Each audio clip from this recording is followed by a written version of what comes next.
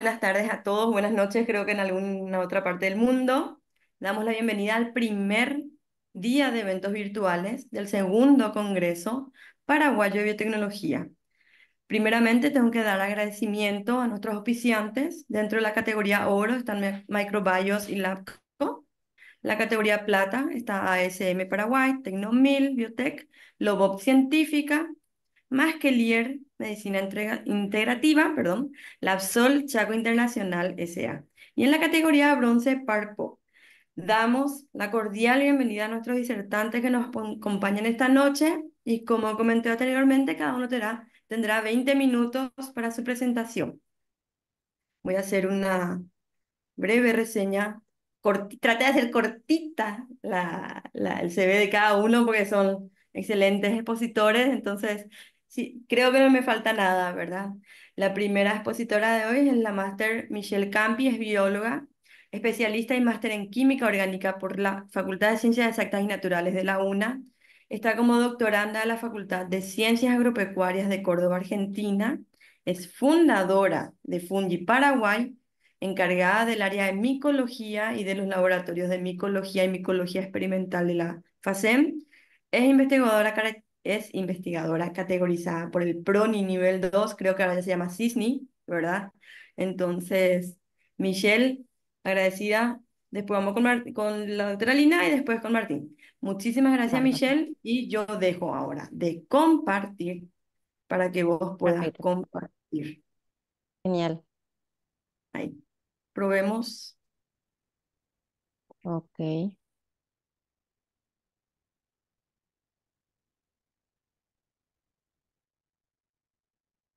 Ahí ustedes me dicen, profe, ya dicen si estamos en orden, ¿sí? Sí, espérame que está pensando. Sí, el mío también. Ay, perfecto, Michelle. No sé si querés pasar a Bueno, otra diapo, entonces ahí ya cerramos todo. dale. Perfecto. Genial. Espectacular, súper. Dale. Gracias, profe. Bueno, muy buenas noches. Como ya me presentó, soy Michelle Campi y represento al Laboratorio de Micología Fungi Paraguay. Esta noche le traigo el tema Redescubriendo los alimentos ancestrales, potencial de los hongos nativos del Paraguay como alimentos nutracéuticos. Ya la reciente pandemia y las enfermedades atendidas como el dengue o la chikungunya, sumado a todo el factor de estrés que vivimos diariamente, nos ha dejado más que en claro que el consumo de alimentos nutracéuticos es más que elemental para mantener nuestro estado de salud. Aquí entran los hongos como alimentos predilectos y ancestrales. Esto es así porque los hongos han sido consumidos por diversas culturas alrededor del mundo durante muchísimos periodos anteriores a este. Es así que en la cultura asiática, ya en años antes de Cristo, han registrado este consumo en varios materiales, como por ejemplo de materia médica, en donde ellos han hablado de los hongos como medicamentos y alimentos superiores. Y hoy en día los siguen utilizando fuertemente en su cultura así como en Europa o el norte, en Europa del Este, Otzi, la momia de 5.000 años, de hecho tenía en sus bolsillos hongos que se ha hipotetizado que se utilizó para alimentos y medicina. En este caso, Otzi tenía el Fomer fomentarius y el Phytophthora velutinus, que se ha demostrado que tienen actividades antibacterianas, antimicrobianas y bueno, también para hacer fuego. En algunas etnias, por ejemplo, el Okanagan en Estados Unidos o Locanti en Europa del Este, utiliza ya sea con bienes espirituales o como medicina, ¿sí? También de hecho, una especie del Forme fomentarius utilizaban los cirujanos en la época, ya que ellos hipotetizaban que tenían propiedades antimicrobianas y lo hacían bien. Pero ¿qué pasa en Mesoamérica? En Mesoamérica está más que contada la historia que se utilizaban los hongos, ya sea con fines espirituales, para ritos o para alimentación. Esto se quedó plasmado en varios artes rupestres de las distintas etnias que conforman Mesoamérica. Es muy sabido la historia de María Sabina, el descubrimiento de la psilocibina y la psilocibina. Bueno, esa historia es para otro, para otro día. ¿Sí? Bueno, pero ¿qué pasa con las etnias actuales? ¿Cómo ellos se relacionan con la funga de su región? ellos siguen consumiendo hongos y siguen utilizando como un recurso económico. Esto ya sea para o consumir ellos o para la venta en lugares gastronómicos o para fomentar el turismo en la ciudad donde ellos se encuentran.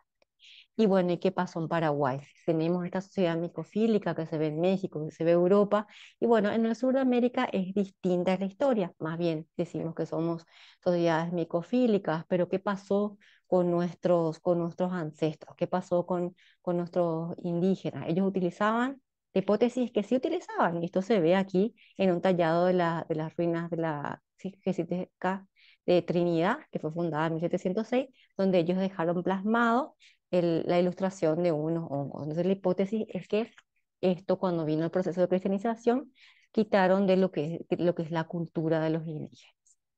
Bueno, pero ¿cómo surge esto de ver los alimentos ancestrales? Estos estudios que se realizaron ya en las nuevas décadas, viendo y viendo lo que estaba escrito en la bibliografía, lo que hicieron los científicos es darle una validez, una validación de que estos hongos sí sirven como medicamento o como medicina. Y son varios los estudios en donde categorizan a los hongos como alimentos nutracéuticos porque son riquísimos en fibras alimentarias, proteínas, aminoácidos esenciales, algunos metabolitos con propiedades biológicas como los antioxidantes y nutricionalmente hablando los ácidos grasosos, por ejemplo los del grupo omega.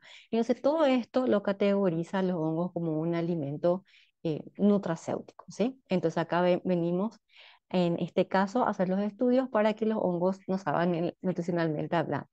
Pero estos estudios que tenemos, ¿de dónde son? La mayoría son de Europa o de Asia. ¿Y qué pasó con los hongos del neotrópico? ¿Y cómo es este negocio a nivel mundial? Este negocio está creciendo, ya que se estima que entre el 2022 y el 2030 tenga una expansión de 9,9% y mueva esta cantidad de dinero. Entonces estamos hablando de un negocio emergente, ya sea en alimentos o viendo la parte de nutracéuticos. Bien, y haciendo un research súper rápido de lo que pasa en América del Sur ya, ¿sí? O Centroamérica, América del Sur, vemos que en Paraguay, Argentina, Brasil hay muchas palabras que he resaltado en rojo, por ejemplo, boom, el reino fundio, mercado en crecimiento, producción de hongos, también en Bolivia, Ecuador, Perú, Colombia, en donde, Uruguay, en donde dicen que hay un incentivo y hay un creciente apoyo para el estudio de los hongos comestibles nativos. ¿Sí? Esas son las palabras que pude rescatar: crecientes, apropian, descansan, boom. Entonces es un mercado que está en crecimiento, entonces por ende debemos hacer este acercamiento de cuáles son los hongos nativos. Bueno, y como para no decir, estamos estudiando lo de Europa, los mismos nombres: Ganoderma lucidum rey, Melena de León. ¿Y qué pasó con los hongos de América del Sur? ¿Qué pasó con los hongos de Paraguay? Paraguay, al ser un país subtropical, cuenta con un clima caluroso, húmedo. En la mayor parte del año, no nuestra estación de seca y de humo, pero la mayor parte del año tenemos lluvias y calor, lo que incentiva a la diversidad de la funga.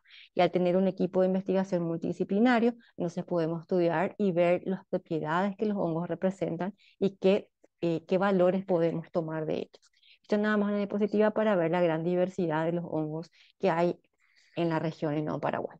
Y cuando hablamos de hongos o de setas, no tenemos que enfocarnos solamente en el mal llamado cuerpo de fructificación y bien llamado sporoma, que viene a ser el fruto, por decir una analogía, de lo que consumimos, sino que también tenemos que fijarnos en el micelio, que es el verdadero hongo, el que micelio da lugar al cuerpo de fructificación.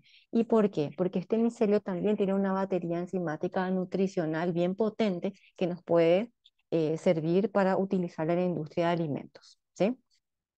Entonces aquí tenemos el objeto de estudio, está el micelio, propiamente dicho, el esporoma silvestre wild, que es lo que yo consigo cuando me voy al campo, y el esporoma cultivado, que es aquel que yo ya he domesticado en condiciones indoor y me sirve, bueno, como eh, para cultivo domesticado.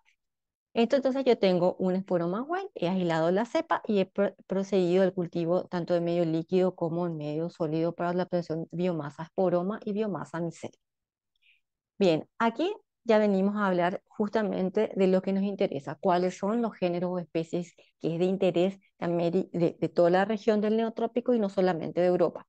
El género Phlebopus desde hace un tiempo ya está tomando un gran interés, está dentro de lo que es el orden boletales y comprende aproximadamente 17 especies y está ampliamente distribuido en lo que es los trópicos y subtrópicos. ¿Por qué nos interesa Staphylococcus? Porque crece en gran cantidad y no es desapercibido. Ya si en el año 2022 Brasil empezó un pequeño estudio en una ciudad pequeña del estado de Sao Paulo, en donde los investigadores dijeron, bueno, este hongo aparece, no ha pasado desapercibido. De hecho, hicimos una encuesta y los pobladores dicen que ellos conocen al hongo con nombre de chapéu do baiano o sombrerito del baiano. Pero si bien sabían esto, ellos decían, alegaban que no consumían. Ahora, las investigadoras de este artículo sí los consumieron al hongo, ¿sí? Entonces, en Paraguay, en la misma época, estamos escribiendo un artículo justamente porque en Fungi Paraguay recibimos un llamado de gente que en la ciudad de Areguá consumían este hongo. Entonces, ahí tomamos las muestras de varios lugares de la ciudad, hicimos análisis ya sean biológicos, nutricionales y toxicológicos. Nosotros por etnomicología ya sabíamos que ellos estaban colectando hace más de 30 años el hongo y secando y consumiendo, entonces sabíamos que el hongo no le mataba a nadie. Pero esto teníamos que comprobarlo con datos científicos. Es así que procedimos a hacer un análisis riguroso, tanto de la parte nutricional, en donde se demostró que tenía buena cantidad de vitamina B3 y los ácidos grasos del grupo omega, también que tenía una moderada, bueno, acá me tapo yo con, así que a ver si puedo cambiar acá, sí puedo un moderada actividad antioxidante y lo que más nos gustó de esto es la cantidad de proteína y em, fibra dietaria por mayor de 20, que es lo que justamente buscamos cuando hablamos de un alimento nutracéutico. Bueno, como pasando también en esta parte del Phlebopus, ya en Asia, que son uno de los que más consumen esta clase de hongos, ellos han conseguido la domesticación y por ende comercialización de estas especies, del Phlebopus portentosus y el Phlebopus esponjosus. Nosotros lo seguimos intentando, ¿eh? No tuvimos, fue medio desalentador todavía el cultivo del Phlebopus. Bueno, y este es un hongo bien especial porque le denominamos el demoledor cuando no teníamos idea el nombre de este hongo. El demoledor, de hecho, ya tiene un nombre de género y especie. Ya en el año 2018 eh, unos sudafricanos fueron más rápidos que nosotros, ellos le pusieron nombre al género, le pusieron Kusagiporia, y la etiología de esto es Kusagi significa colector o recolector, debido a que los pobladores de esa zona colectaban y era un recurso alimenticio para la población. Ellos decían, de hecho, se utiliza como comida y como promotor de la salud. No teníamos algo muy parecido acá. De hecho, cuando vimos el artículo dijimos, ya, no, se nos adelantaron, ¿verdad? Pero hicimos una combinación novedad de Cusagiporia talpae porque esta especie de hecho ya no pasó desapercibido por los micólogos de la época, porque ellos le habían puesto nombres géneros errados en la época, pero hicimos una combinación novedad, talpae fue el primer epíteto que aparece, pero sí se quedó en Cusagiporia talpae. Esto ya fue en el año 2022, a finales que le pudimos poner nombre. Bueno, fíjense, estos basidiomas, estos esporomas son realmente gigantes, tenían hasta 25 kilos, entonces, de verdad que representaban un recurso interesante. Y por supuesto, como los sudafricanos dijeron, che, esto es colectado y consumido por la gente de acá, dijimos, bueno, tenemos que probar. Entonces le dimos a un chef que nos hizo la cocina y le dimos a los tesistas que prueben, y ellos pasaron la prueba, mentira, todos consumimos, y de hecho es un alimento, era un hongo con un sabor muy fuerte que se debía cocinar con muchas grasas, nos dijo el cocinero. Bueno, entonces acá por supuesto ya entonces introducimos lo que es dentro de nuestra cocina a la Cusagiporia. Otra especie que ya fue domesticada y salieron artículos, el Fabolus rubulus, este es lo que sería el wild, estos ya son nuestros cultivos domesticados, ¿sí? En donde presentó una moderada actividad antioxidante, pero proteínas y fibra alimentaria de nuevo por encima de 20%, a lo que es súper buenísimo para los alimentos. Esto resultó de un artículo que está en prensa ahora, en donde se hizo un primer acercamiento para la industria alimenticia para ver qué qué tanto se podía producir y qué tanto aportaba en lo que es el rubro gastronómico. Las propiedades organolépticas de este hongo es realmente increíble, es un hongo muy delicioso, ¿sí? Lo de Manciella cubensis, también un género bien estudiado en el neotrópico, o de Manciella obtuvimos el 100% de su domesticación. Fue una tesis de grado que salieron con análisis biológico y nutricional. Y luego de esto al ser tan bien domesticada, presentar baciomas tan grandes, fue una tesis de maestría en donde pudimos hacer un análisis mucho más profundo, en donde lo que nos dimos cuenta es que el bacioma domesticado cultivado presentaba actividades biológicas moderadamente superior a lo que es el white. Eso es algo un poco raro porque generalmente los bacillomas que están en forma silvestre suelen presentar estos metabolitos más concentrados. Y también acá la proteína cruda y la fibra dietárica muy encima de 20, o sea que acá ya dijimos, bueno, ya está, esto es uno. Y otra cosa de esto es lo que es la característica organoléptica. El cocinero que estudió a este hongo dijo que la cutícula tenía sabor a panceta. También se procesa un estudio antimicrobiano en donde increíblemente el micelio, que es algo súper positivo, presentó más de 80% de actividad inhibitoria contra Pseudomonas aeruginosa y más del 50% contra Pterococcus faecalis, ya sea el basidioma o el micelio. Esto también es algo positivo porque generalmente el micelio de las especies duras como los poliporales es al revés, el micelio es el que menos cantidad de metabolitos bioactivos presenta.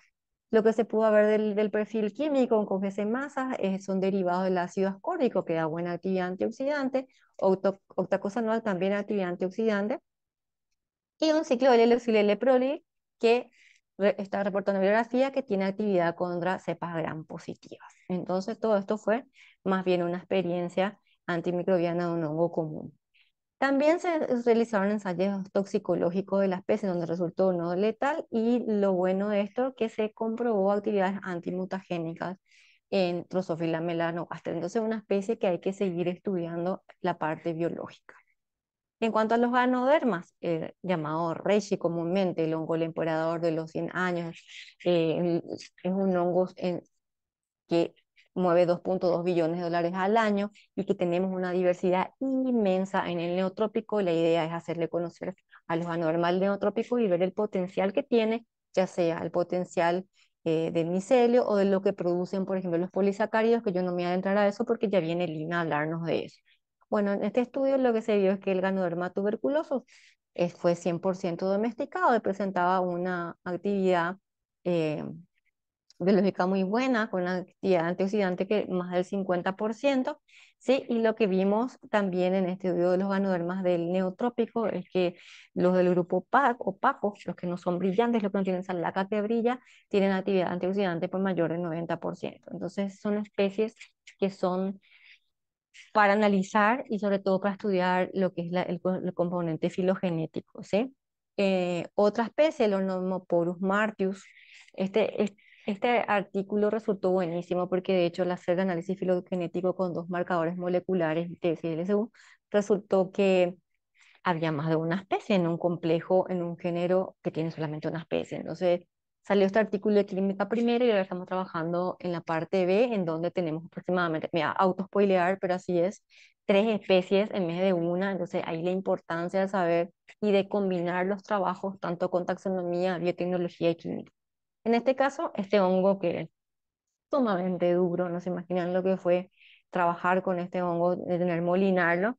Bueno, lo que presentó son derivados también del ácido ascórbico con una actividad antioxidante moderada y el ácido acénico que generalmente está en carnes o en leche, pero ahí estuvo.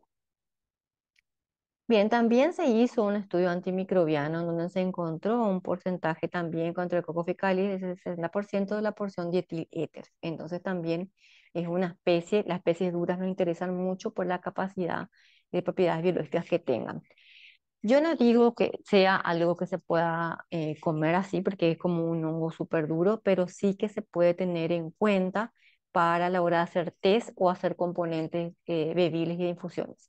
¿Cuáles son los productos que ahora estamos teniendo? Por ejemplo, los dulces, los picles, el mix para tereré, que acá en el sur se consume muchísimo, y también, por supuesto, lo que son los componentes en pastillas y también en extractos. Todo esto, una vez más, voy a decir, hacemos hincapié que necesitamos estudiar las especies nativas y no siempre traerlo de afuera o traer en gran cantidad como las especies de Asia o del norte. Bueno, y a nosotros nos encanta que te sientas bien, por eso decimos siempre consume más hongos, pero hongos nutracéuticos, no los hongos que después seguramente me van a hacer preguntas. Así que bueno, esta fue mi exposición y muchas gracias.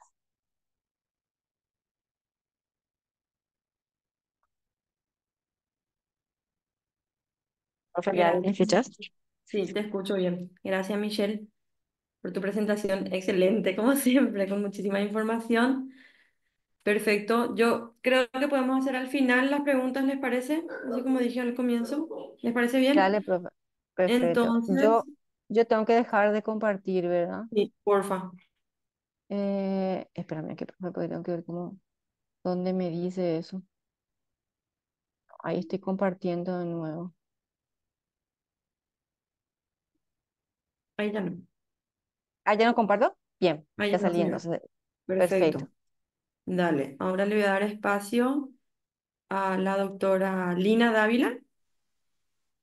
Ella es bióloga, tiene un máster y PhD en ciencias agrarias. Lina Dávila, ¿verdad? Forma parte del grupo de investigación en productos naturales HIPRONUT. Trabaja en el laboratorio socio-jurídico en creación e innovación LuzLab o IUSLab y es de la Universidad del Tolima de Colombia. Doctora Lina, ¿estás ahí? Hola, muy buenas noches. Muchísimas gracias por esta presentación. Me Por favor. confirman si están viendo ahí la pantalla. Súper bien, súper, Listo. súper. Te dejo Y a me vos. escuchan bien. Súper bien, te escucho. Listo. Bueno, muchísimas gracias por esta presentación y muy entusiasmada en participar en el segundo Congreso Paraguayo de Biotecnología. Realmente me parece muy importante poder hacer la difusión de estos temas de biotecnología, en especial de macrohongos. Mi presentación tiene como título el potencial de los polisacáridos de hongos en la industria alimentaria y esta presentación incluye más algunos tips para tener en cuenta cuando se quieren desarrollar procesos de biotecnología en la obtención de este tipo de polisacáridos, algunos tips relacionados con el tema de la aplicación de las herramientas biotecnológicas o algunos protocolos para la obtención de las mismas. Em, a manera de contenido, pues voy a hablar en general de por qué los macrohongos son biofábricas de compuestos, sobre todo este tipo de compuestos de polisacáridos y a qué se debe fisiológicamente. Algunas herramientas biotecnológicas como cultivo sólido y cultivo líquido, ahí se me fue mal, obtención de polisacáridos de macrohongos para la generación de productos biobasados y algunos retos y perspectivas que están relacionados desde la conservación y también la identificación taxonómica de nuestras especies, como bien lo decía la anterior conferencista, y la generación de estos bancos de germoplasma que son importantes para el estudio de la diversidad de nuestros países que a veces son pobremente estudiados en estas áreas y más en la parte pues de bioactividad y también algunos, algunas perspectivas relacionadas con la normatividad. Pues se sabe, como nos lo muestra Michelle en la anterior presentación, que los macrohongos pues son una biofábrica de compuestos y entre esos compuestos pues existen muchísimos compuestos que ya han tenido diferentes bioactividades demostradas a nivel in vitro o in vivo. Entre ellos, pues los polisacáridos son los que más presentan bioactividades, como por ejemplo anticancerígena, antiviral, antioxidante, antimicrobiano, inmunomoduladores sobre todo. De hecho, la mayoría de los estudios relacionados con polisacáridos se debe a ese efecto inmunomodulador, en especial porque ellos son capaces de modular la microbiota intestinal y pues hay algunos estudios ya muy específicos que nos hablan sobre todo este proceso. Sin embargo, pues también existen otros compuestos como los terpenos, los compuestos fenólicos, los péptidos, enzimas, bueno, entre otros que también pues han tenido infinidad de bioactividades en los macrófagos. Específicamente en polisacáridos podemos encontrar dos tipos de polisacáridos dependiendo de dónde se encuentran este tipo de polisacáridos en el hongo. Entonces podemos encontrar polisacáridos de pared celular, que son intrapolisacáridos, que tienen una función de darle esa estructura a la pared celular o rigidez y demás. Y también encontramos polisacáridos que se exudan a nivel extracelular, en forma de cápsulas o biopelículas que son conocidos pues como exopolisacáridos o de una manera abreviada como EPS. Estos exopolisacáridos se difunden constantemente en el medio celular y se ha reportado que los microorganismos, porque no solo los hongos producen este tipo de compuestos extracelulares, sino también bacterias, entre otros, se dice que se debe a que se produce para estabilizar la estructura de la membrana y también como respuesta a cambios ambientales, como por ejemplo la temperatura, el pH, la presión, la luz. Y adicionalmente, estos exopolisacáridos también como pueden retener agua, como ya lo vamos a ver en unas diapositivas a continuación, son fluidos pseudoplásticos, pues pueden retener mucha agua y por lo tanto dar una adaptabilidad al hongo. Esto también permite que haya una captura de nutrientes y minerales y que los hongos pues se puedan adherir a las superficies. Sin embargo, aún falta mucha investigación en relación también a la parte de la ruta metabólica de cómo se producen este tipo de exopolisacáridos específicamente en diferentes especies y también los genes involucrados en la producción de este tipo de polisacáridos. Actualmente encontramos muchos polisacáridos que tienen ya una aplicación en la parte alimentaria. Es bien sabido, por ejemplo, el pululano, el esquizopilano, el pleurano, que son extraídos específicamente de estos microorganismos, tanto micro y macro hongos.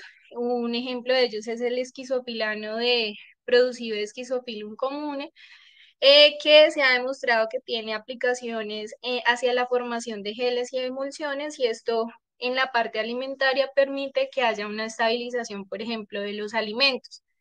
Adicionalmente, como también este tipo de polisacáridos presentan actividades bioactivas, pues también se pueden ser adicionados a productos alimentarios para generar esos productos nutracéuticos que hoy bien están pues en el boom, dado que no solo pueden generar una alimentación, sino también pueden generar un efecto sobre la salud. Y muchos de ellos, como por ejemplo el pululano, tienen ya una certificación GRAS, que significa que se pueden adicionar de forma segura en estos alimentos. Entonces, pues hoy en día vemos que muchos alimentos eh, contienen este tipo de compuestos. Por ejemplo, acá en Colombia hay un yogur ya con ganoderán, que también es un polisacárido de ganoderma, y otros también alimentos que pueden generar estas funciones, sobre todo pues efectos antitumorales y inmunomoduladores.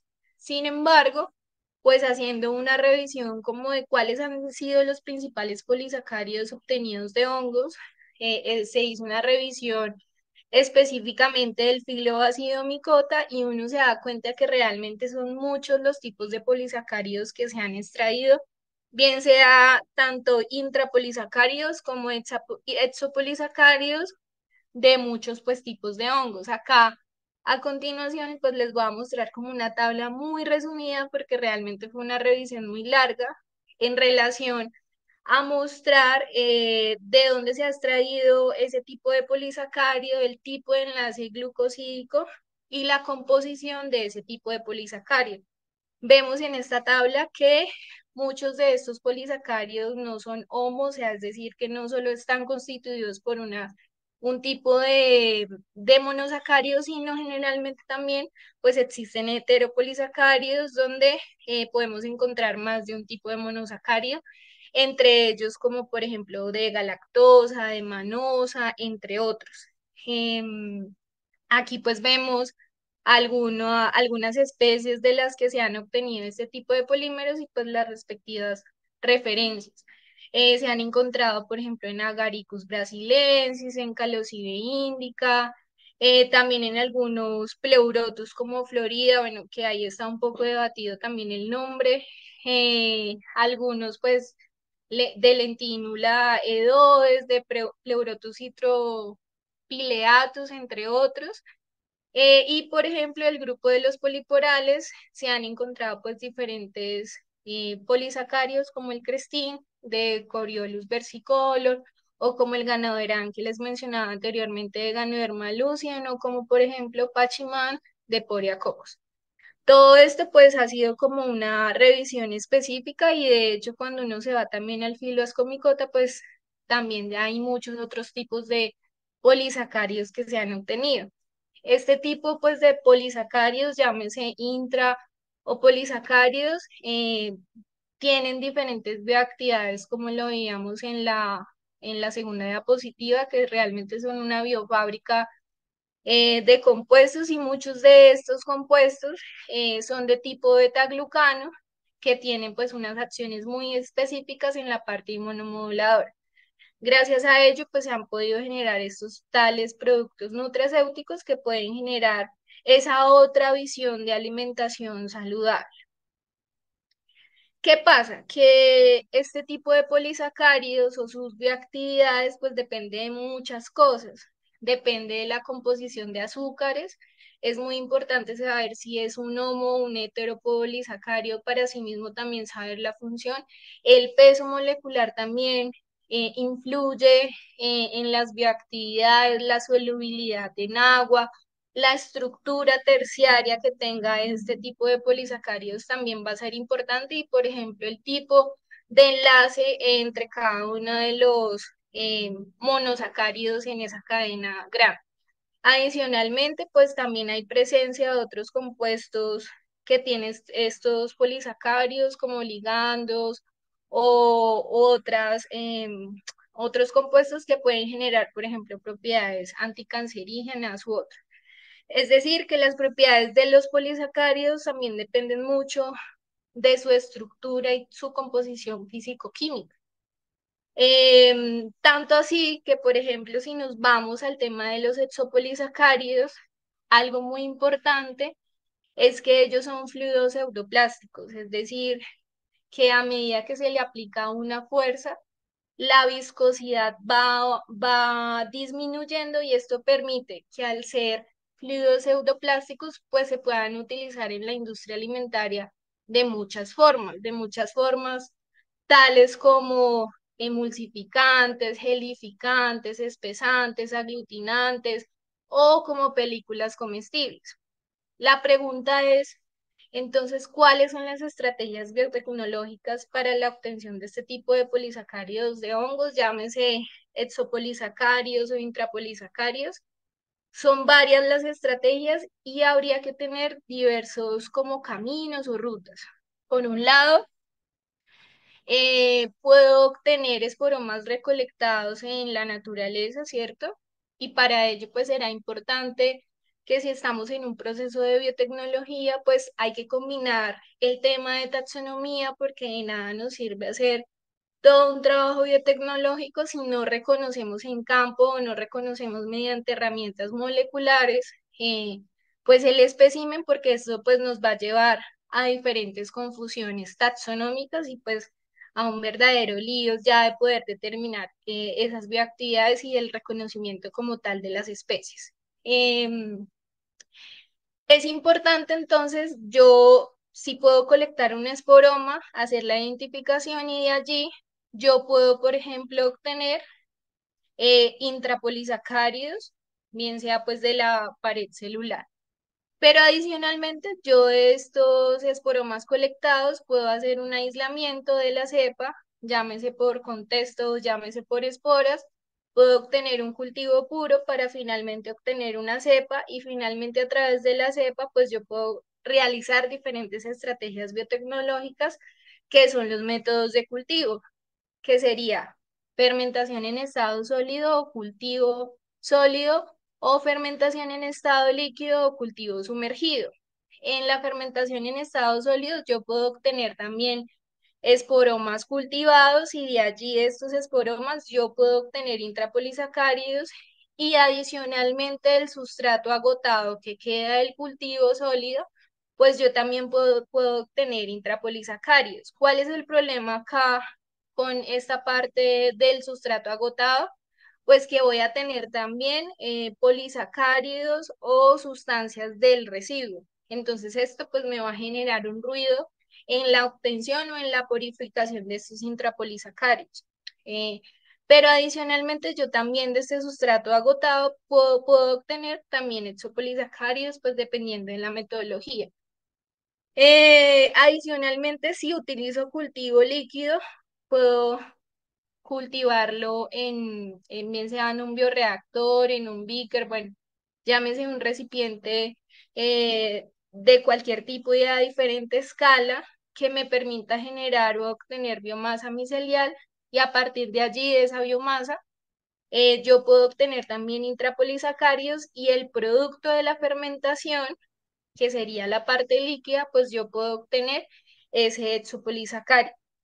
Esta ruta es importante porque si yo quiero montar un cultivo sólido y un cultivo líquido, pues me tengo que pensar en diferentes estrategias, no solo desde la parte productiva, sino también de las estrategias, por ejemplo, de diseño, ¿sí? De diseño experimental, de, por ejemplo, variables que puedan influir en la producción de este tipo de compuestos, como es la fuente de carbono, como lo es el pH, entre otros. Entonces, sí, es importante que para las personas que están o quieren intentar hacer estos procesos en el laboratorio, pues se planteen como una ruta o un procedimiento dependiendo del tipo de polisacárido que quieran obtener. Hace el año pasado nosotros publicamos este protocolo en donde se dan algunos como tips sobre la producción, extracción y solubilización de exopolisacáridos usando cultivo sumergido y pues allí proponemos como una serie de pasos y también de ítems esenciales para la obtención específicamente de exopolisacáridos. Cambia un poco el tema de intrapolisacáridos dependiendo pues de la fuente inicial en la que yo obtenga. En el caso de los exopolisacáridos, pues yo, cuando se hace todo el proceso ya de obtención y de extracción, puedo precipitar mi exopolisacárido, puedo liofilizarlo y esto es lo que uno ve en el laboratorio. Y la solubilización, como ustedes ven, pues se ve un líquido viscoso que es pseudoplástico, que parece pues una gel. Este proceso, por ejemplo, de solubilización también es todo un proceso con los polisacáridos, porque pues allí ellos se debe revisar si son solubles o no. Y en el caso cuando son solubles, pues en algunos casos como son polímeros tan grandes, se deben solubilizar con hidróxido de sodio a unas proporciones muy específicas. Esto pues va a permitir que haya una mejor solubilización y pues también hay unos factores de esa concentración de ese hidróxido de sodio que puede influir en la actividad y que puede influir también en la estructura. Algo que a nosotros nos pasó en el laboratorio es que, por ejemplo, concentraciones ya muy altas, pues teníamos un fluido demasiado viscoso y en términos de probar, por ejemplo, bioactividades en líneas celulares o, por ejemplo, en ensayos prebióticos, pues ya era tan demasiado viscoso que eso hacía que no crecieran las células y tenía todo el efecto contrario más que tener un efecto prebiótico. Entonces, realmente acá lo que se observa es que también la concentración del polímero pues puede afectar esa bioactividad. El hecho de que sea tan viscoso, por ejemplo, nos resultó en que tiene una propiedad más antimicrobiana, más que un efecto, por ejemplo, prebiótico o estimulación. ¿Por qué? Porque en el caso, por ejemplo, de la actividad prebiótica encontrábamos que como era tan viscoso, pues las células de los microorganismos se embebían en esa solución gelificante y hacía pues que no pudieran crecer. Entonces aquí pues hay una serie de temas relacionados ya a la solubilización que también pueden afectar esa bioactividad. Finalmente, algo también importante en esas estrategias para la obtención de estos polisacáridos es el diseño y la optimización de variables. Es importante utilizar al menos dos fuentes de carbono y diferentes fuentes de nitrógeno si lo que se quiere hacer es en cultivo sumergido y diferentes proporciones de sales y pHs. Esto pues también acompañado de un proceso de optimización que permita saber cuáles son esas variables óptimas para obtener mi mayor porcentaje de exopolisacárido específicamente. Este mismo diseño se puede hacer o se puede trasladar para obtención de intrapolisacáridos, sin embargo, pues las condiciones quizás de fuente de carbono, fuente de nitrógeno pueda variar. Algo importante y de lo que ha surgido pues en los últimos años es que se intenta utilizar fuentes de carbono no convencionales. Aquí tenemos las convencionales que son glucosa, sacarosa, pero generalmente ya actualmente se está buscando por fuentes de carbono como por ejemplo pulpa de mango o por ejemplo harina de arroz, que pues son fuentes, en el caso de la pulpa de mango, que tienen harta cantidad pues, de glucosa y eh, otras fuentes adicionales como sales, nitrógenos, también vitaminas que pueden permitir pues una mayor obtención de este tipo de polisacáridos. Acá pues como el ítem o el tips es siempre pues hacer o tratar de hacer un diseño factorial teniendo en cuenta diferentes variables para asimismo hacer la optimización de este proceso. Y finalmente pues quedan unos retos y unas perspectivas.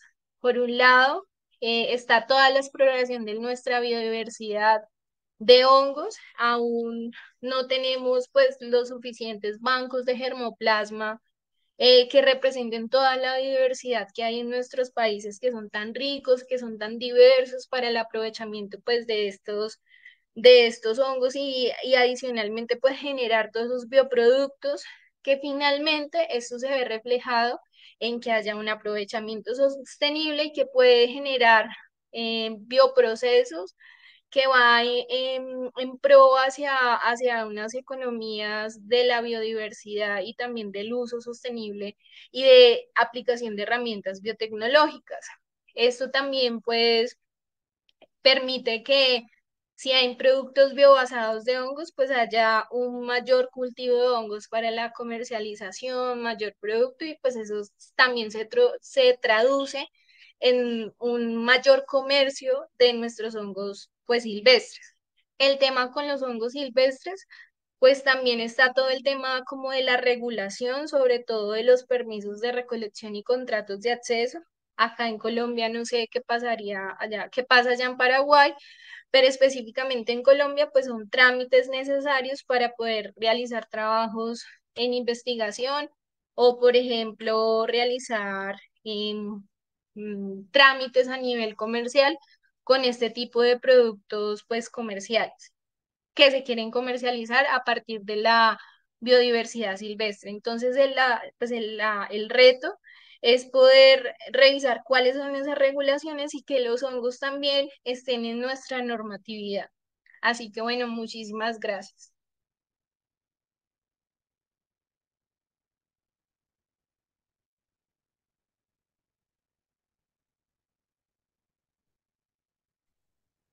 Súper, súper. Gracias, doctora Lina,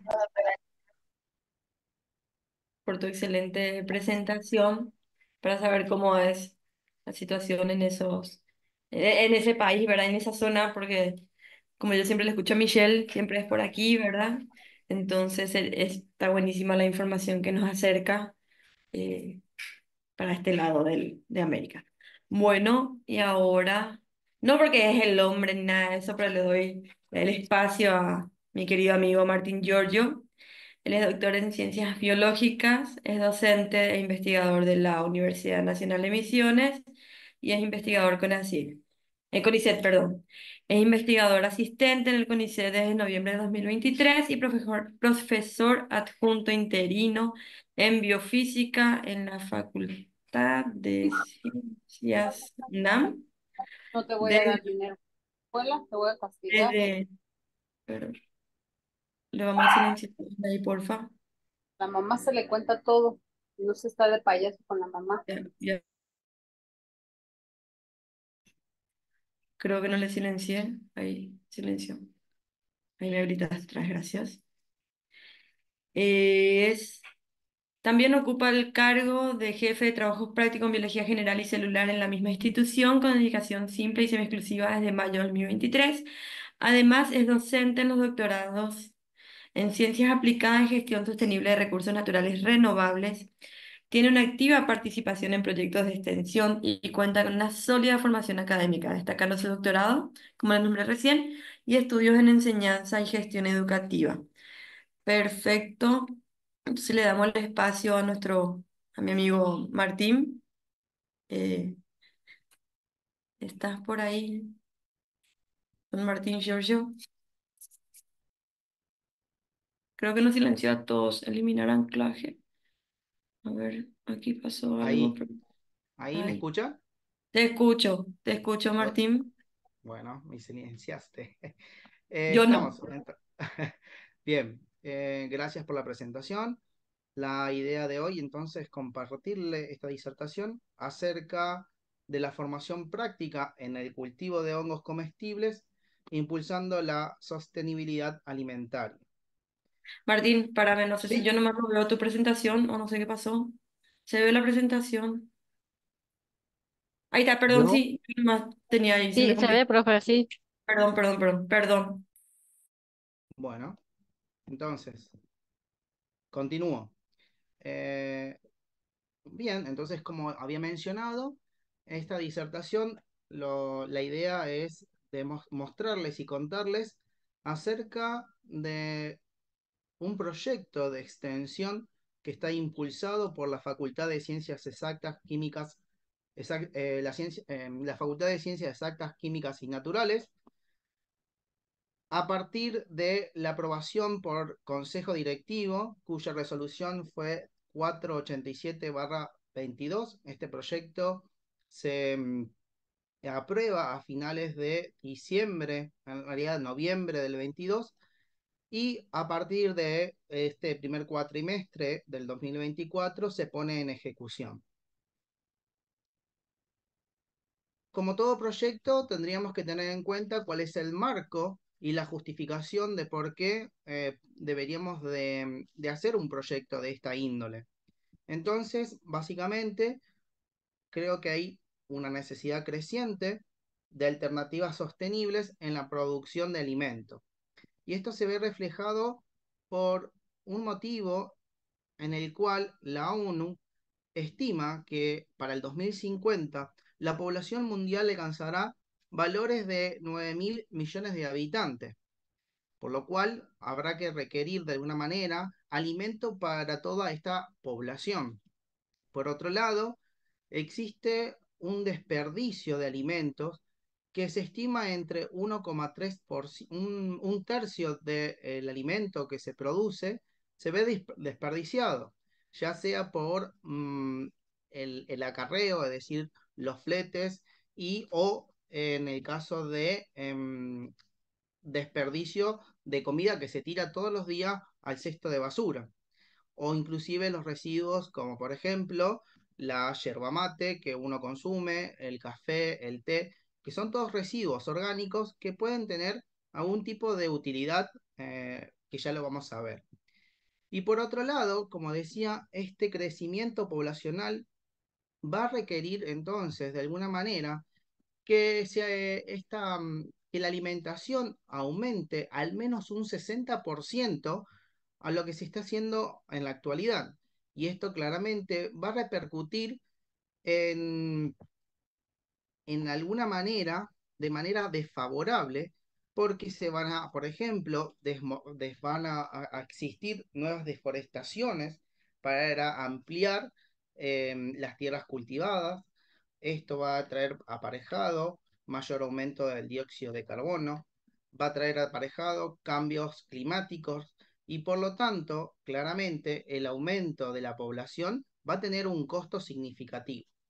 Este no sería el camino correcto y por eso la Organización de las Naciones Unidas para la Alimentación y la Agricultura, la FAO, dice que para lograr un desarrollo sostenible es indispensable que existan cambios fundamentales en la manera en que se producen, procesan, transportan y consumen los alimentos.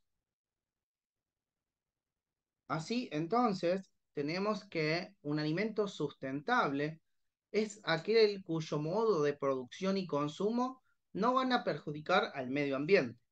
O si lo hacen, es mínimo este, este,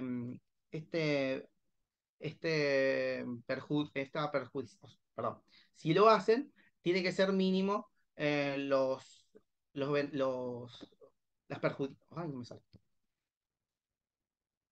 La, la, si lo hacen, tiene que ser bajo los perjuicios. Ahí está, gracias. No me salía la palabra. Entonces, ¿cuáles son las ventajas que va a tener el cultivo de hongos comestibles? Básicamente, existe la posibilidad de que los hongos, como explicaron las disertantes, tienen una batería de enzimas y un micelio vegetativo y un cuerpo fructífero que se va a alimentar de estos desechos orgánicos o materias vegetales que quedan como subproductos de otras producciones agroindustriales y se van a transformar en una producción de proteínas para el alimento humano. Entonces hay una bioconversión de los desechos orgánicos a proteínas. ¿Cuáles son las propiedades nutricionales que se pueden destacar en la mayoría de los hongos? Son varias. Por supuesto, estas propiedades no todas están presentes en todos los hongos y son específicos en algunos géneros. Por ejemplo, podemos nombrar el alto contenido de proteínas y aminoácidos esenciales, carbohidratos, fibras, fibras dietarias, minerales ricos en potasio, fósforo y magnesio, y algunas vitaminas, como por ejemplo los complejos B, el complejo C, el complejo D y las vitaminas C. Dentro del complejo B, la tiamina y la riboflavina son las que se encuentran en mayor cantidad. Además, son bajos en contenido de grasa, aproximadamente el 5% o menor al 5% contienen grasas. Y estas grasas están distribuidas en ácidos grasos, en mono, di y triglicéridos. Y los ácidos grasos libres, el 75% de estos ácidos grasos son beneficiosos para una buena salud alimentaria. Además, los ácidos grasos en su mayoría son insaturados y los pocos ácidos grasos presentes de manera saturada son menos nocivos que los que se encuentran en las proteínas, en las carnes, en los alimentos provenientes de carnes. Por lo tanto, estas propiedades los convierten entonces, por su bajo tenor calórico, en un alimento ideal para realizar dietas saludables. La importante ventaja, como dije, es que aportan los aminoácidos esenciales, que son todos los aminoácidos que el ser humano tiene que incorporar a través de la dieta externa, ya que el cuerpo humano no los puede formar, sintetizar de nuevo. Por lo tanto, se encuentran todos los aminoácidos esenciales y principalmente en un gran porcentaje, dos de ellos que son la lisina y la leucina, que se encuentran en proporciones mayores que en los vegetales. Bueno, esta es una gráfica que ya la vimos en la presentación anterior, proviene de un review de Carrasco, González y colaboradores en el 2017. Y este autor lo que hace es un review de todas las especies de Pleurotus con, de alguna manera, buscando todas las bioactividades presentes en los cuerpos fructíferos de Pleurotus. Es así que entonces encontramos micoquímicos y productos bioactivos, como ser, por ejemplo, los polisacáridos, como nombraron anteriormente, los terpenoides, los compuestos fenólicos, las lecitinas, los péptidos, las enzimas, la lovastatina, las glicoproteínas y el pleurano. Todos estos compuestos tienen de alguna manera una propiedad bioactiva que se los clasifica en los extractos crudos provenientes de los cuerpos fructíferos y pueden ser, por ejemplo, anticancerígeno, antiedad, neurogenerativo, inmunomoduladores, hipoglucémico, hipocolesterolémico, citoprotectivo, antiviral, antioxidante y antimicrobiano. Principalmente la especie de Pleurotus austriatus, que es la especie que nosotros trabajamos en el proyecto de extensión, tiene dos compuestos bioactivos importantes, que es el pleurano, tiene compuestos fenólicos y también un compuesto muy importante que es la lovastatina, que permite de alguna manera reducir o bajar el contenido de colesterol en sangre. La lovastatina es un compuesto que está presente en los medicamentos, justamente como medicamento para la reducción de colesterol. Por lo tanto, entonces, los objetivos del proyecto fueron, o son, porque en realidad es un proyecto que se da todos los años, básicamente tiene como objetivo brindar conocimientos básicos sobre la biología de los hongos y las propiedades nutracéuticas de su consumo, y capacitar en las diferentes etapas del proceso productivo del hongo comestible, o utilizando como modelo, en realidad, utilizando como modelo biológico a Pleurotus austriatus. Básicamente nosotros seleccionamos este hongo porque es un hongo bastante robusto, y para comenzar digamos, para comenzar con el cultivo, para aquellas personas que recién comienzan en esta actividad, es un hongo que se contamina poco y tiene una tasa de crecimiento bastante rápida, y las condiciones ambientales son bastante favorables, o en realidad no requiere las modificaciones de las variables ambientales, porque Misiones presenta características ambientales que son óptimas para el crecimiento. A su vez, básicamente de estos objetivos se desprende la contribución de la seguridad alimentaria digamos, porque se busca este curso está orientado para la producción o el consumo propio, como también como la posibilidad de generar un emprendimiento. Por eso también busca de manera secundaria promover el emprendurismo y la generación de ingresos extra en la familia. Básicamente la sostenibilidad del proyecto se basa en que la provincia de Misiones presenta, como dije al principio, varias industrias relacionadas con el agro y con la parte forestal, básicamente. Por lo tanto, como producto o como subproducto de estas industrias, se generan residuos que pueden ser utilizados para el cultivo de hongos. Si ustedes observan los mapas, y los colores de los mapas están relacionados con la actividad agroforestal que es mayor en cada zona, o el norte, el sur o la parte centro de Misiones.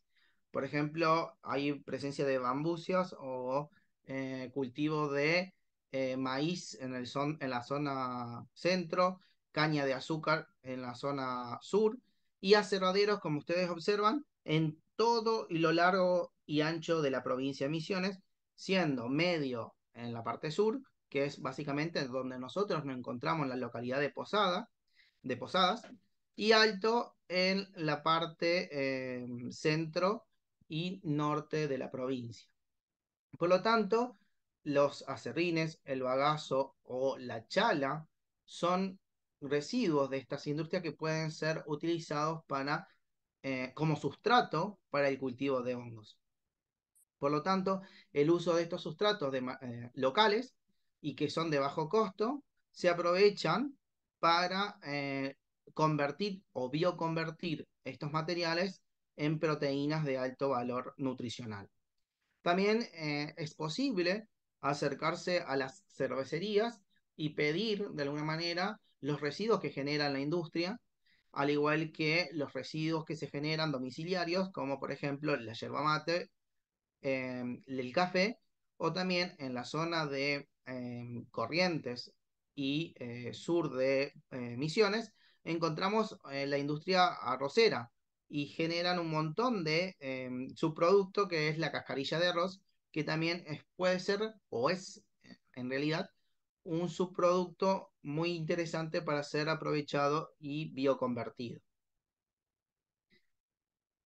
La mayoría de los participantes siempre preguntan Entonces, ¿cuál es el mejor sustrato? Y bueno, la respuesta es una respuesta interesante que la da el doctor Alberto, que el mejor sustrato no solo es el que produce mayores rendimientos, sino aquel que tenemos a gran disponibilidad y está próximo al lugar de cultivo. Es evidente que hoy en día los fletes tienen un costo muy elevado. Y si ustedes saben, los cultivos de Pleurotus, generalmente lo que se utiliza porque dan buenos resultados son las pajas de cereales. Sin embargo, acá en Misiones las pajas de cereales no existen y hay que traerlas o transportarlas desde Entre Ríos o Buenos Aires, y eso es un costo muy elevado y por lo tanto el rendimiento y la economía del proyecto no va a tener futuro. Por lo tanto, la respuesta es bien sencilla: hay que utilizar el sustrato que tengamos disponible en la zona. ¿Cuál es la característica de los participantes que hemos tenido a lo largo de este proyecto de extensión? Básicamente están representados en un 32 y en un 28% con docentes y estudiantes universitarios de diversas carreras. Así también tuvimos bioquímicos, policías, agentes de la Policía Federal, licenciados en biología, licenciados en genética, ceramistas, emprendedor gastronómico, topógrafo, licenciados en recursos humanos y licenciados en comercio internacional. Esto es importante, siempre nosotros hacemos una encuesta, o en realidad cuando se completa la preinscripción al curso, solicitamos estos datos porque como es un proyecto de extensión, tenemos que nivelar de alguna manera, no ser ni tan académico ni tampoco bajar tanto el nivel, sino tenemos que siempre adecuarnos a la población que hace en ese momento el curso.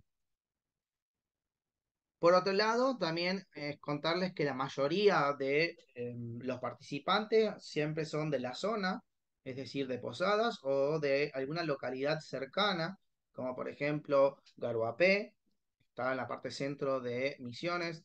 Tuvimos gente de Monte Carlos y de Apóstoles.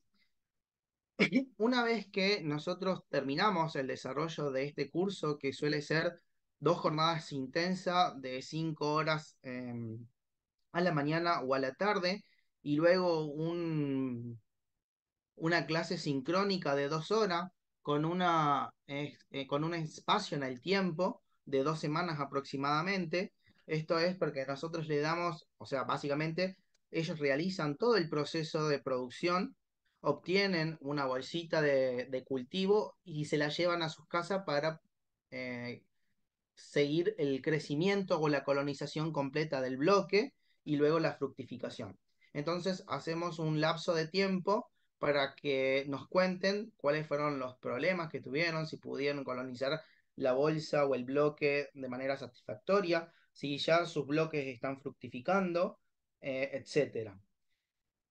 Entonces, después de esa clase sincrónica, solicitamos de manera anónima y voluntaria un formulario que tiene que ver con un formulario de satisfacción del curso. Y yo acá les traigo una de las preguntas que solemos hacer, que es: ¿por qué realizaste el curso? Si ustedes ven, hay un gran interés, o sea, un 71% muestra un interés general en la producción de cultivo. Esto estaba buenísimo porque hace 10 años atrás la producción de cultivo o lo que era todo lo relacionado con los hongos era como tabú. Entonces, gracias a los medios de comunicación, a las redes sociales y a la difusión del conocimiento y de la posibilidad del cultivo como un emprendimiento, se está haciendo cada vez más conocido. Después tenemos, por ejemplo, formación académica, un 28%, un 57% de emprendedurismo, soy simplemente curiosidad y otros. Los personas, los participantes que han respondido otro, han puesto que quieren aprender a cultivar y producir sus propios hongos, sean estos comestibles o medicinales, y otro han puesto que quieren generar su propia semilla miceliada. Bueno, acá les comparto el desarrollo y el impacto del proyecto de algunos de los participantes que les nombré. Por ejemplo, acá tenemos a Gretel, que Gretel vive en Monte Carlo, es licenciada en recursos humanos y con su amiga, que es licenciada en comercio internacional y vive acá en Posada, comenzaron la producción de Pleurotus en sus casas. Acá a la derecha tenemos las gírgolas fructificando en las condiciones ambientales. Ellas no tienen un lugar en donde poner, sino simplemente están bajo las condiciones ambientales de Monte Carlos. Lo que me han contado es que tienen como una galería selvática y por eso básicamente las condiciones que requiere para la colonización y fructificación los pleurotus es excelente. Por otro lado, les comparto a Juan, que es policía federal retirado, vive en Garoapé. Él me dijo, quiero comenzar ya. Y bueno, lo que hizo fue comprarse una carpa indoor, comprarse estantes, comprar la semilla miceliada, conseguir el sustrato, conseguir un sistema de ventilación, un sistema de nebulización para mantener la humedad constante. Y ahí está con su mini proyecto, ansioso de obtener hongos cuanto antes. Entonces, básicamente, haciendo un resumen de lo que es y el proyecto de extensión, es lograr entonces la mayor cantidad de capacitación de personas interesadas en el cultivo de hongos comestibles. De esta manera podemos ayudar a la promoción de prácticas sostenibles y tener un impacto positivo en la seguridad alimentaria y económica regional o local de Posadas y sus alrededores. Como futuras direcciones, lo que estamos haciendo es ampliar el proyecto a más comunidades, es decir, que la facultad o en realidad el instituto donde trabajamos va a salir a otras comunidades a brindar el proyecto de extensión en forma de taller. Investigar especies nativas. Tenemos una colega que comenzó a estudiar auricularia, que la aisló de la selva paranaense y está tratando de lograr las fructificaciones, porque con esas fructificaciones está estudiando los componentes antioxidantes. Básicamente está trabajando en componentes fenólicos y está en ese proceso, ¿no? Y también establecer colaboraciones locales, y lo importante de estas colaboraciones surge a partir de estas colaboraciones y de la extensión y de la comunicación que nombraba, que es importante, surge la posibilidad de hacer un nuevo proyecto de extensión que tiene que estar relacionado con un microemprendimiento de Posadas y del Dorado, que son dos localidades de acá de la provincia de Misiones, que están trabajando en micomateriales.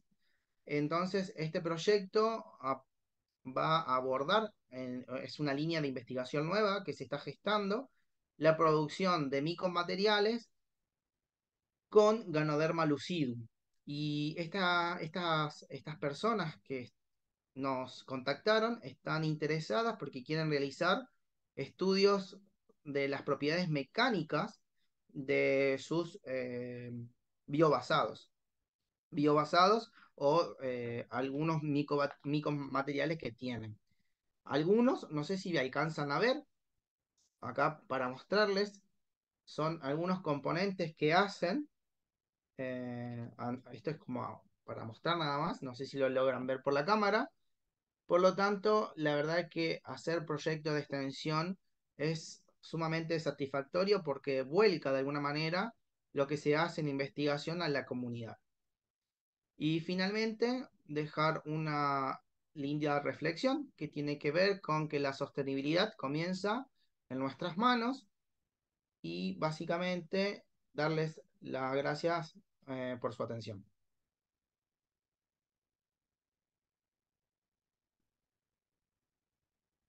Hola Martín, se me escucha y se me ve. Yo no veo nada, no sé qué pasó, no sé qué dice. Bueno, algo habré tocado. Se la escucha y se Eh, te ve, profe. bueno, ahora sí, sí, gracias, gracias. Bueno, quiero saber, gracias Martín, gracias por tu tiempo, gracias Lina, gracias Michelle por su valioso tiempo y bueno, quiero, Poli Cani, ¿vos tenés ahí alguna consulta abierta, algo para los expositores? Mari, yo creo Hola, que sí. sí. Estoy pensando, mientras igual la gente puede dejar sus consultas en el chat Sí. o mano. Una pregunta que tengo sería para Lina, que ¿cuáles serían los principales desafíos al intentar producir exopolisacáridos, ya sea con fermentación sólida o líquida? O sea, por lo general, ¿cuáles son los principales desafíos? Bueno, hay varios, hay varios desafíos y sobre todo creo que uno a veces se arriesga mucho en decir que muchos hongos producen tal tipo de compuestos y sí es importante hacer como un screening inicial o preliminar para saber y llevarlo a un proceso, por ejemplo, de bioreactor o cultivo sólido y poder evaluar como diversas variables que me permitan la obtención de este tipo de exopolisacárido. Entonces, el reto es primero obtener una cepa que sea productora de este tipo de exopolisacáridos. Algo para como de manera visible que se puede identificar a nivel de laboratorio. No sé si han visto cuando uno siembra los hongos y en muchos de ellos se endurecen, el medio se endurece. Generalmente eso se debe también a la producción de este tipo de exopolisacáridos y uno puede hacer pues un screening inicial de esa forma. Ya luego, el siguiente reto de escoger la cepa productora de ese tipo de exopolisacáridos será saber el tipo de fuente de carbono a utilizar, llámese en cultivos sólidos o cultivo sumergido, sobre todo en cultivo sumergido, tratar de estandarizar, por ejemplo, la concentración de la fuente de carbono y otras variables que pueden influir en la producción de este tipo de polímeros.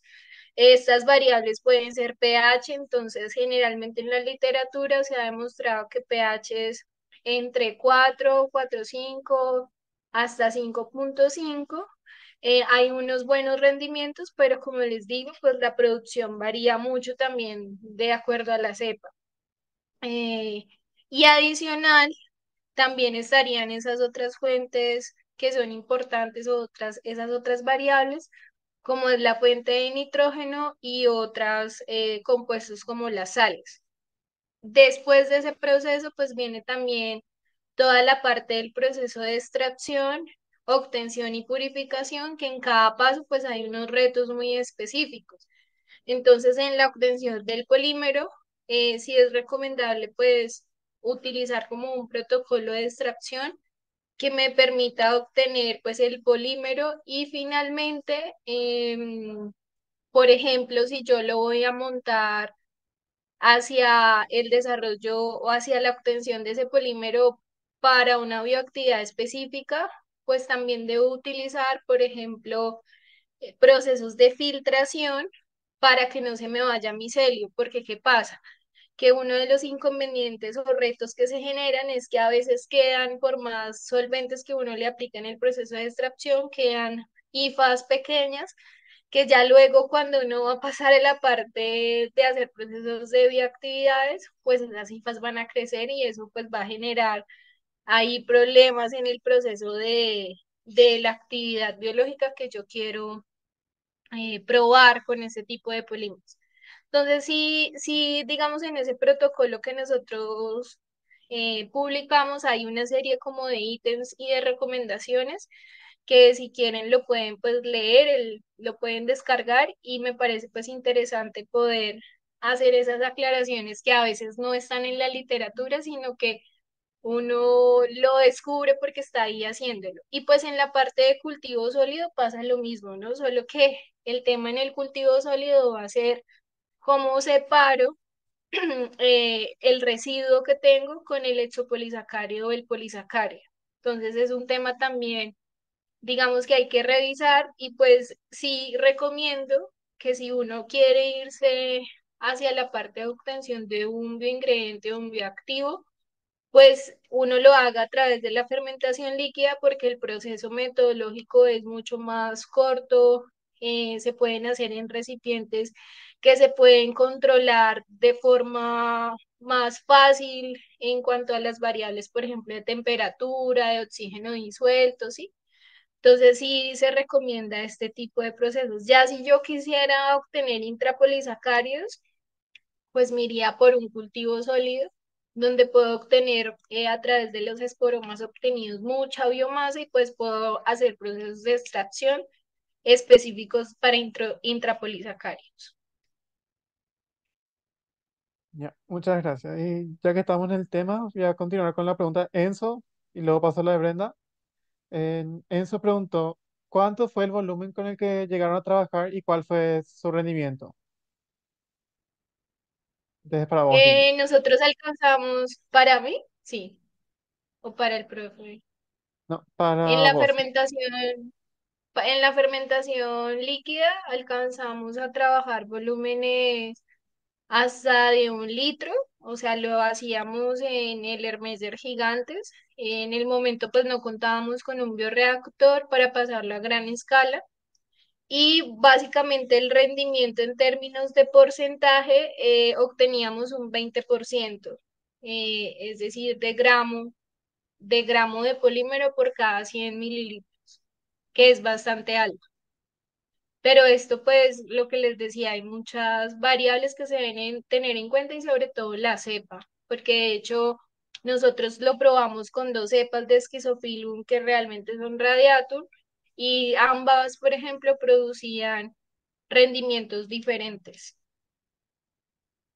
Ya. pues porque eran Y, colectadas de dos también sitios diferentes, uno de una zona más de bosque seco tropical y otra de una zona más húmeda. Quizás sean esas las diferencias. ujú. Y ahora la pregunta de Brenda, que bueno, no va dirigida a nadie, pero ya que cada uno de ustedes es de un país diferente, probablemente tengan respuestas diferentes, es si ya hay productos alimenticios con polisacáridos de macrohongos en el mercado.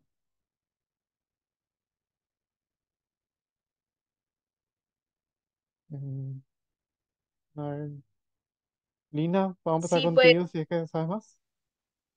hay varios. De hecho, yo les mencionaba que acá en Colombia hay un yogur a base de, pues es el yogur y le adicionan el ganoderán, que es un polisacárido, y así pues otras bebidas alimentarias, por ejemplo, bebidas de almendras con diferentes compuestos de polisacáridos, sobre todo, por ejemplo, esquizofilano, pleurano, lentinano y todos estos tipos de compuestos, de hecho, fideos. Bueno, digamos que incluso en la parte pues asiática hay diferentes patentes relacionadas a este tipo de productos como novedosos que tienen esta inclusión de este tipo de polisacáridos. Ya. Y Michelle, no sabes si en Paraguay hay algún producto no necesariamente con polisacáridos de macrohongos, pero que utiliza algún derivado de hongos. Y nosotros estamos estudiando eso ahora. Estamos llevando a cabo dos proyectos, uno de ellos es justamente la implementación, no solamente de Basidioma, lo que le conté hoy, sino que varias tesis están destinadas, justo Brenda, la que preguntó, está trabajando con una serie de ganoderma. Lina había comentado al comienzo que en Colombia hay muchos problemas restrictivos para usar especies nativas. Esa es una ventaja que hay en Paraguay porque no estamos al margen de la ley. La punga todavía no forma parte de un sistema. Estamos trabajando con el MADES, con el Ministerio de Ambiente, como para tener esa autonomía de decir punga, pero hasta ahora podemos trabajar con las especies autóctonas y hacer estos ensayos preliminares. pero lo que Lina de repente es la parte que los micólogos no contamos, es que como todavía no tenemos nombres a las especies, porque hay varias que son nuevas, por ejemplo, contó el tema del Schizophilum radiatum, ¿era? Sí, que siempre decíamos comune, al final cuando evolucionó la tesis se dieron cuenta que no era común, hasta el final ahí estuvo con un nombre pero otro. Ujú. Entonces, sí, la idea es que los taxónomos siempre estemos involucrados, en este caso Lina y yo hacemos lo mismo, sí, que es la parte también de taxonomía e incluir en lo que es la biotecnología y química. Entonces nosotros lo que queremos hacer es, o como dijo el profe, estamos estudiando Ganoderma lucidum. Lucidum no existe en el neotrópico, es una especie restringida para Reino Unido. Entonces estudiar los ganodermas de aquí, se le dio mal los nombres. Entonces estamos trabajando primero con la resolución de los nombres para luego ver qué especies autóctonas tenemos y el trabajo. La respuesta contundente en el caso de Paraguay es no. Ahora estamos haciendo un acercamiento de lo que está haciendo Lina, ¿verdad? Que ella tiene mucho más experiencia en la parte de unir empresas con la academia y eso es todavía que estamos empezando nosotros en el neotrópico, ¿verdad? Que es la unión de la academia con la empresa, específicamente la alimenticia. También Argentina tiene su código alimentario argentino, donde tienen problemas para trabajar con Ganoderma, porque en un comienzo, en los años 80 o 90, le mencionaron a Ganoderma como medicinal, entonces hay una traba gigante. Ahora están trabajando la gente, los colegas de Argentina, para sacar de lo que es la parte medicinal y trabajar más con nutracéuticos, por eso no queremos hablar con especies medicinales, ¿sí? Entonces, bueno, para todos los alumnos que están atendiendo a este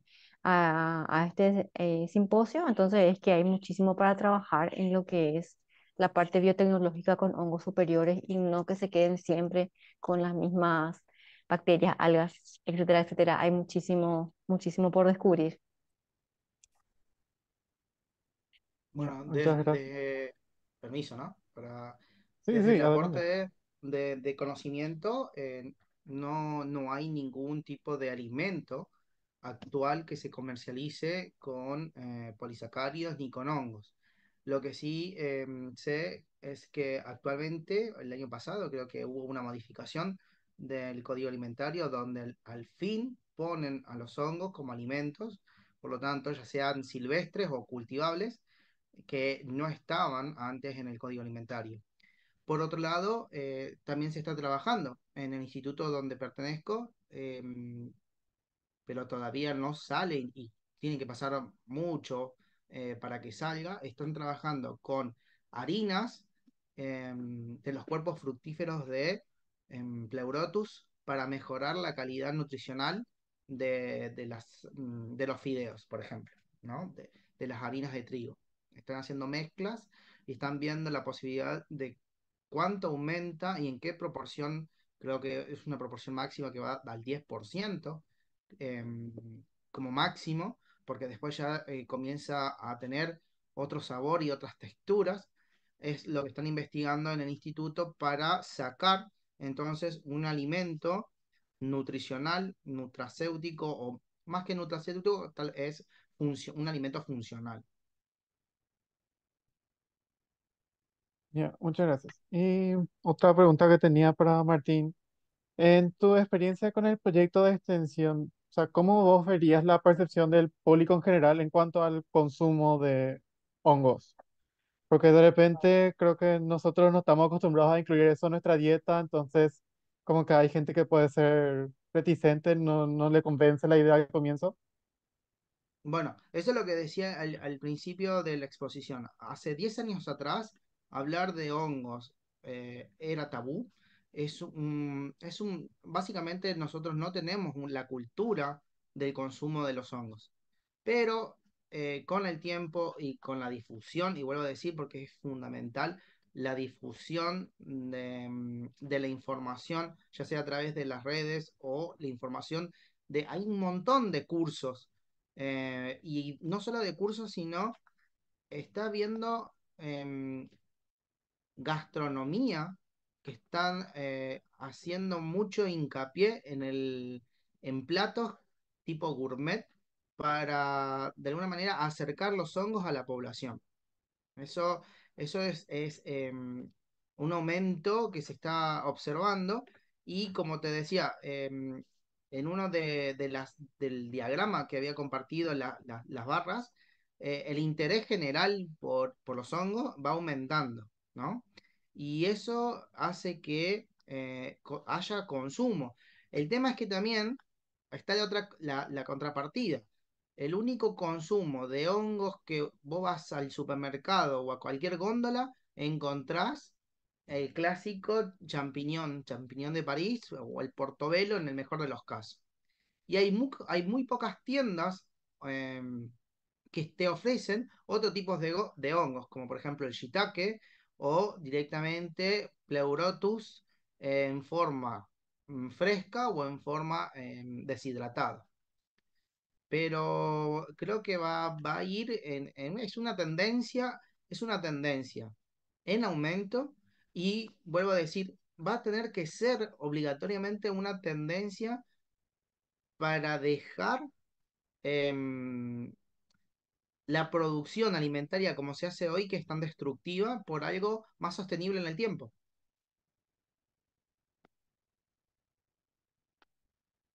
Ujú, sí. Y a ver si no hay más preguntas en el chat.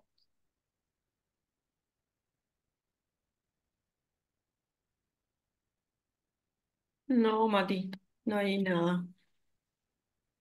Bueno, creo que somos un equipo bueno porque cumplimos las expectativas, cumplimos el tiempo, cumplimos con las preguntas, cumplimos con la información, que es la idea de los congresos, ¿verdad? Y en esta forma de hacerlo virtual es más fácil de llegar de distintas áreas de América, en este caso, a, a, toda a todos los que están del otro lado de las pantallas, ¿verdad? Si no hay más consultas y en honor a los disertantes y a todos, eh, les agradecemos a Michelle, a la doctora Lina y a Martín por su tiempo, por decir que sí, por estar acá y bueno, muchas gracias y esperamos que las próximas veces sean más presenciales también, entonces nos podamos ver más, ¿verdad? Y acompañar más y ver toda la tecnología y todos los avances que tenemos en esta área que es biotecnología alimentaria, ¿verdad? No hay más nada, profes, alguien, disertantes, ¿quieren decir algo? No, no, agradecer el tiempo y la invitación siempre. Y muchas gracias a Lina, que fue mi invitada. Así que muchas gracias al profesor Martín también. Gracias, profe. Gracias, gracias a todos y bueno, abandonamos de esta forma entonces esta aula y nos encontramos para las otras charlas que van a haber hasta el jueves y el viernes presencial, lo que estamos por Asunción, ¿verdad? Agradecidos, muchísimas gracias desde el comité de organización. Chao, chao. Gracias. Chao, Vale, Mati. Buenas noches. gracias, chao.